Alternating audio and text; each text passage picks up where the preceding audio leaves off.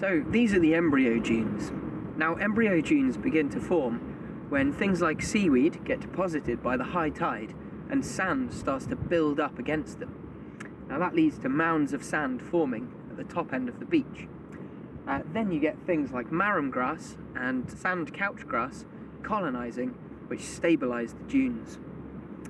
Now, marram grass and sand couch grass have a lot of really useful adaptations to help them survive in what is a really harsh environment for plants. So, the sand here gets very dry. It doesn't hold any water at all, really. But it also has very little nutrients as well, so it's a difficult place for plants to live. It's also very salty because we're so close to the sea. Now, things like marram grass. Marram has curled leaves. The inside of those leaves means that they trap water inside, so they don't lose anywhere near as much. They also have really long and deep roots that you can see here, which help to hold them into the sand, which is very mobile still, and they also help bind the sand dunes together.